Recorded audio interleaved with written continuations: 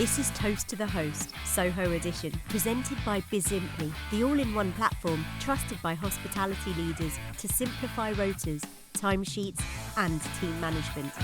Today, we're joined by Soho's own music maverick, George Hudson, founder of the iconic Soho Live Music Club. George isn't just running a venue, he's reshaping the sound of Soho one unforgettable night at a time. Let's dive in. Hi George, would you like to introduce yourself? Yeah, I'm George, and I run. I started this thing called Soho Live Music Club, which is a collection of misfits and venues and artists and just anybody that likes a good time, really. And yeah, I've been doing that for about 12 years or so in Soho. And what was the vision behind it? I think the whole thing kind of organically grew. I like being entertained. I like going and seeing entertainment. Music has always been part of what I've wanted to do, and sometimes it's either a bit stuffy or a bit artist-led, which is, again, completely fine as well, but with no understanding of the audience. And when I go and see as weird as it sounds, if I go to a gig, I'm not looking at the act, I'm looking at the audience and seeing how they react. And it's looking at all those different elements that can make, smell, sound, light, and also obviously the actual music that can kind of bring it all together. And yeah, I've just been fascinated by that, really. So I just kind of fall into the opportunity to do that, and just a house party became a bar, became a load of bars. So yeah. Very interesting. So from the audience, you picked up what they really wanted, or? I think so, yeah. I mean, I just get my kick out of them having a good time. I used to be a full-time performer, so looking out at the audience most of the time. And obviously you have the great thing about performing live, as like a comedian say or whatever, is you get this immediate feedback of if you're doing okay or not. So luckily I didn't get too many tomatoes thrown at me, and it's those kind of bits that I kind of like. So when I found much better performers of myself, or when I admired like what they were doing and putting them together, I kind of still focused on that audience bit and how they can really interact with each other. Okay. And are you a trained performer? I studied opera when I was younger, back like at university and things, and then I turned to the dark world of jazz mainly because it was fun. I used to sing at the Savoy when I was much younger, when they needed a Jamie Cullum-like, and that's how I kind of got onto that scene, I suppose. And some of the artists that I played with back then, I mean, we're talking 15 odd years ago, still play in the clubs that we run today. What first drew you to the industry? So, but my day job is making music in recording studios and things. And my parents were moving house and they were downsizing, and we needed to get rid of my childhood piano. So I said, you can't get rid of it. We'll put it in the reception of the building. And that was over in Carlisle Street, where we still are today. And when the musicians came to record, they would stay, have a drink, play around the piano. Then that turned into a Friday night pop-up. Then it was all week. Then it was all month, and then and we just don't stop. Wow. So licensing makes us stop. I was going to say, was it licensed? Yes, it was. It was licensed because the building used to be one of those old post-production houses. So it had a licensed bar, but you had to be a member. So it was a members club, and it's always been a members club. But it's £35 for the year. There's no application forms, and it's so amazing the difference of customer or how they react because they're a member, or I'm taking you to my club, even though they're 23 years old and it's their first private membership they paid £30 for, but they treat the place great. I don't have any problems with people throwing up. The only people that do make a mess throw up are the musicians, whether the actual the guests are are great. So and it's still there. Yeah. Is that where Alfie's is? No, that's where the piano bar is. Alfie's we opened that in February, and that's in on Greek Street as well. Okay, I've been there. Yeah. Been there. Yeah. That was lovely night. Thank you. Yeah. And like we were hoping, pre the big thing where we all stopped for a bit. Like we were hoping to open one on Carnaby Street as well. And like we still have ambition to, go to bigger places. We have a lot of artists that need to perform and need the space. And right at the moment, grassroots music venues are closing like 2 a week at the moment in the UK. So it's incredibly difficult. Yeah. Well, maybe I must speak to you later about that. Going to your space. I remember going to your space. I still go to your spaces, but when I was younger, it was hard. It's hard for me to get in as a single man. I had to bring girls with me just to get in on the busy busy nights. But yeah, always fascinating, and like with yourself is that entertainment piece, which I think is so important. Yeah, it is. It really is, especially I think in Soho. Yeah, because definitely. It's known for it. Exactly. Yeah. It does. It brings a different element, doesn't it? It does, and the other thing as well is that because we've lost so much to other areas, when you bring artists in and musicians in, they do feel something, and it's a very odd. We don't know what that is, but it's coming out the walls or whatever it is, and it's they just have such a better time, kind of creatively being here. Yes. And the big companies have got big fancy studios in King's Cross and other places, but they'd actually prefer to go somewhere with a buzz or with a slight imperfection, because Hey Jude was recorded there, which was recorded on Dean Street, and like all these kind of the history and the stuff is fantastic, all the way back from Mozart's time. It was Mozart's first going back performance. to the Titanic. Yes, that's where they were all auditioned. Yeah, was in the building in Archer Street. They've even got a plaque for it. You know that? And the building opposite us is a plaque of all the people that died. Wow. But and I think every night when I'm talking to a customer and you have these kind of stories, and I love the fact that because our building is a working post-production and recording studios during the day, stuff's still going on there, and it's having our bars and restaurants and things in these spaces where these artists can meet and collaborate. It's a melting pot. It always has been, and hopefully always will be. Fingers crossed, if we can still keep going. Very interesting. And if you weren't in any of your own establishments, where would be your? Well, obviously yours. Obviously. Thank you. Obviously, on Street. That is a really, really good question. I love exploring new places. Yes. And I love the old places if they've kept it. And again, like very weird, like when I used to go to nightclubs as a kid, I'd be looking at the light fixings and stuff like that. Very much like to see how cleanliness, or to see how they I like to see how things work really, and again, so I love to explore. I do like to explore all the new stuff, but it's really hard for me to get out of. I live above the bar, so it's really hard for me to cross Charing Cross Road. Maybe my friends always make bark of it, like if I'm having a nosebleed, if I've crossed over into Islington or whatever. So, And do you go to many West End shows, musicals? Yeah, I have friends that come in. It's when I get to see them really now. So I do get to see stuff that was here. And we've worked on some with Karen Backstosh on a few bits and pieces. Okay. We had What's on Stage, the magazine, which is like the trade magazine. Yes. They were based in our building, so basically through the build, because when we have it's basically service offices / music studios. That was the business before the bar stuff.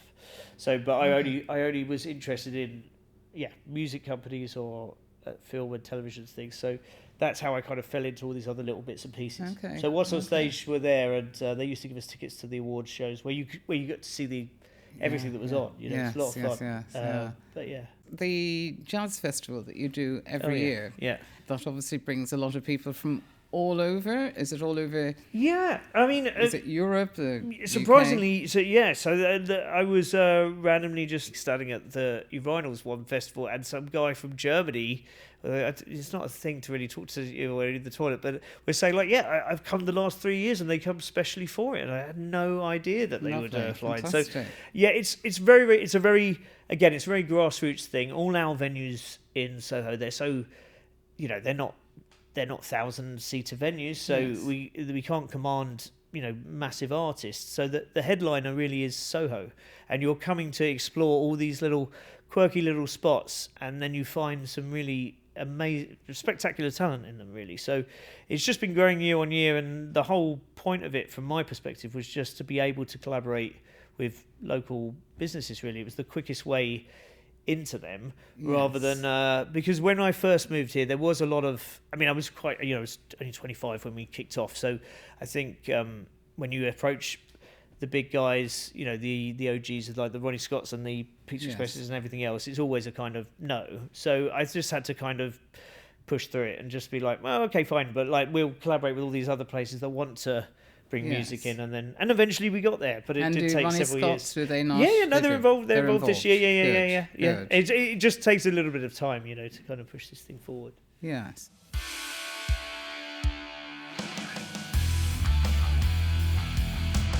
And what's said best about the industry? Oh my God, yeah.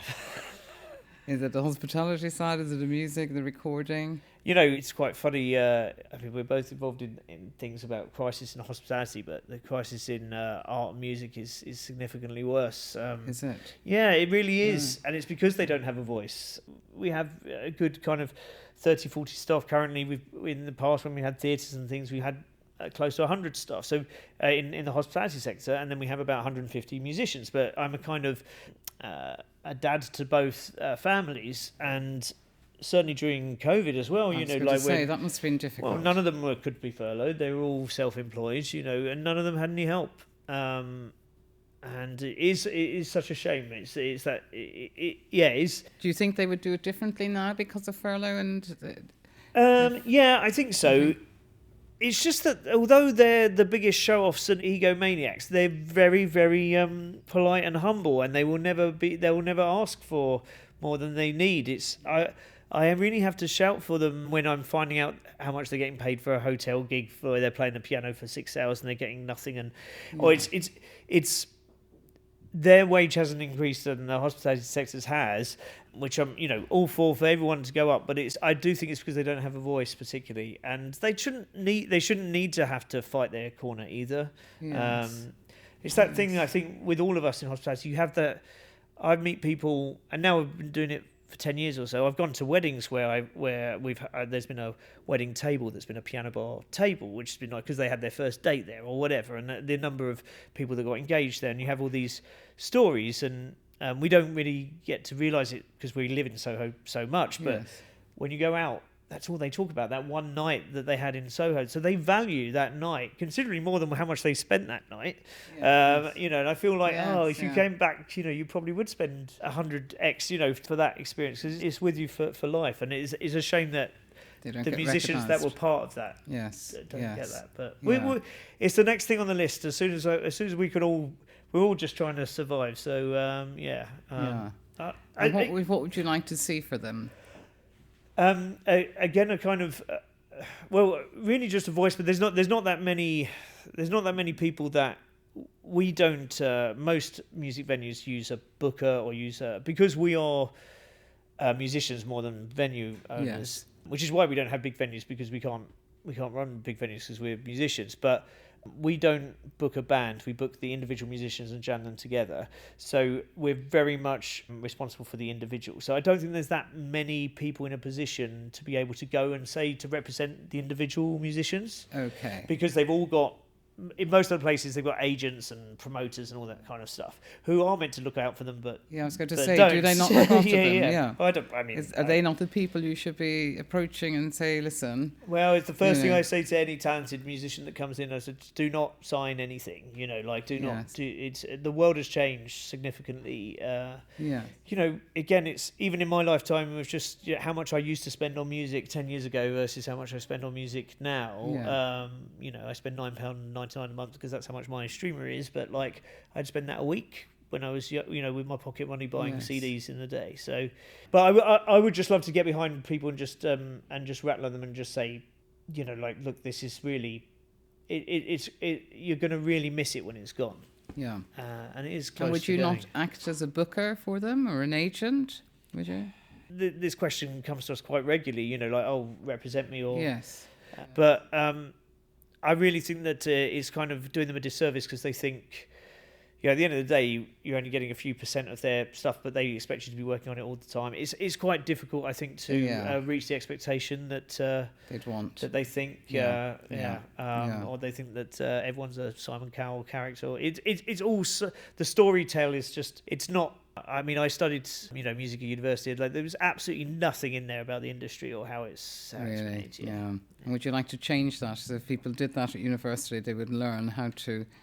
Progress it into be a Simon Cowell. Example. there's been a huge amount since COVID. There's been a huge amount of all the roadies and people that lost their jobs and things. They've all gone into education because there's so many kids that are trying to get into musical theatre schools, and significantly more than there is opportunity, apart from in your fantastic bars. But like there isn't actually that many spaces on the stage for the amount of. Yes, of course. But nobody's telling nobody's telling these kids this because it's 40,000 a year or something. Yes, it's a very good money, and I'm just thinking, I'm listening to this. I'm just like, oh, maybe we should all be in the game of taking.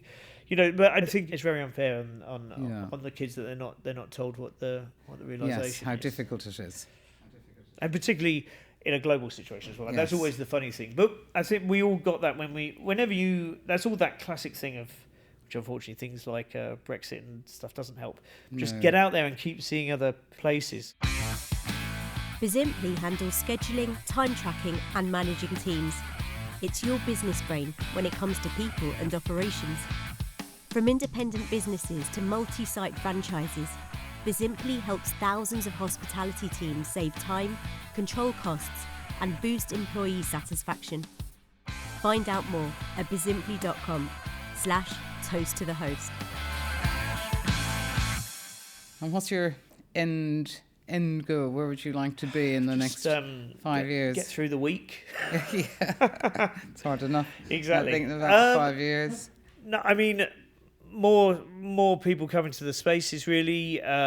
Just again supporting as many musicians as possible and getting the word out there. And I never had an affiliation with Soho at all when I was growing up, and I moved here and learned the history, and I just have so much passion for the area as well, because there's been several creatives that you've kind of fallen into and things, and magic stuff's happened. So hopefully to try and keep the magic Is going. that your favourite part about Soho, being in Soho? Yeah, I think so. I think it's the heritage, and it's also being open, and when I was growing up, I really wanted to live in New York. Before I did live there for a little bit, but before I kind of first went to America, it was all black and white pictures on my wall, like New York's the goal, New York's the goal. I was a big Frank Sinatra fan, but then when I got there, I felt it was actually quite segmented, and you didn't feel, in comparison to central London. Yeah. It's they're Chinatown, and they're literally there's war fronts there. Where there's in Soho there wasn't, and there isn't, and it's all this kind of, again, this melting pot of things that come together. Yes. So I quite like that, and that's why I've stuck around here. Although I love America. I wish some of us had the confidence that the Americans have. And if I didn't spend my time over there, I definitely wouldn't have started a company here, because growing up I was very much around English people that were always like, oh, that sounds great, but when are you going to get a real job? So I'm sure it's like that for a lot of musicians. Yeah. That's your thing, and that's what you do, and it's it's fantastic. Very fortunate to have a family that were very just do what you want to do. Yes, so. And growing up, life's too short, isn't it? You just absolutely enjoy it as much as you can. I totally agree.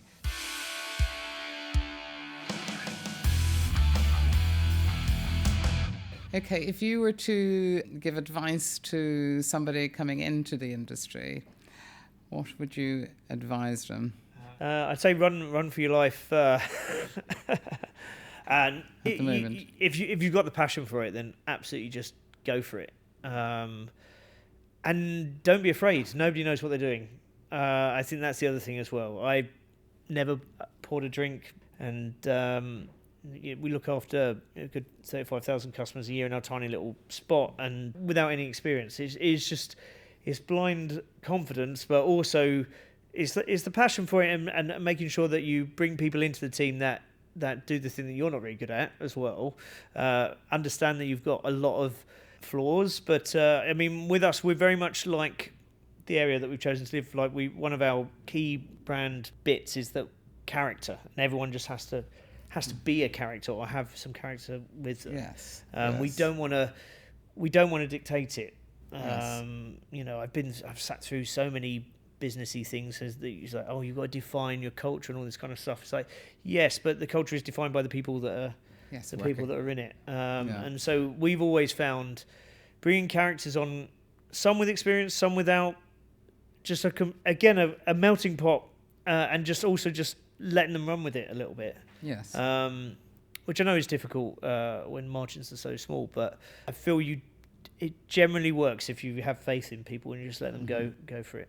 And do you have a high turnover of? Not in comparison, I would say, to the rest of the industry. I mean, we also don't need to look for anybody, so we would very, very rarely put an ad out. Generally, our people come from our guests, like okay, it's word of mouth. Yes, yeah, really. Which is where you get the best people, really, isn't it? I think so, yeah. And you also get a bit like, I don't want to let my friend down. That's put me forward for it. So and they want to be there as well. That's the big thing, isn't it? I think they also think like, why am I paying to be here when he can pay me to be here? Yes. Yeah. No, it's so lovely to, and from my perspective, that's the only reason.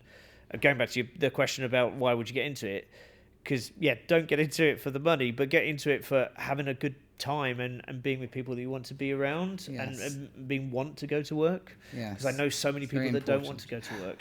So Jay, you shouldn't go. And I don't understand. I just don't understand that. So I've been lucky enough that I always say to do that. If you don't want to go, don't go. Because there's no point. Yeah.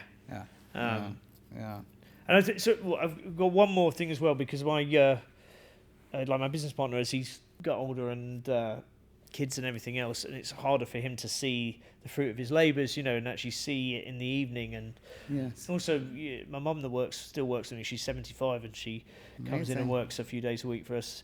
And when they see it in the evening, and it's the same with myself. So when I'm having a bad day or whatever, if I come down and actually just see the customer in action, it's like, that's why I'm doing it. I still don't know why I'm doing it, but I'm doing it because they're having a good time. So it's definitely worth doing it for that alone. I would appreciation. Say. Yeah, and then they keep coming back, I think, as well. That you see regular people, because we have these multiple spots. It's so, and I make sure that the staff are not like they work in the different places.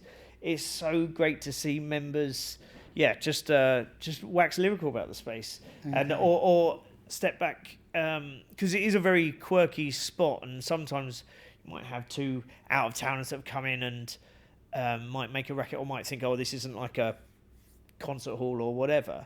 You'll find actually they're surrounded by members who will tell them off, and it's a very self-policing space, which is really nice, and everyone's very respectful of it all. So I think that's the measure of success. It's just they're selling it for me, which is great. So I must go and see it. Yes, you absolutely should. Definitely. This podcast was brought to you by Bizimply. Bizimply does all the heavy lifting on workforce management, so managers can focus on what matters most, creating amazing guest experiences and growing businesses. If you think your business could benefit from optimizing your people strategy, reach out to our sponsor at bizimply.com/toast to the host.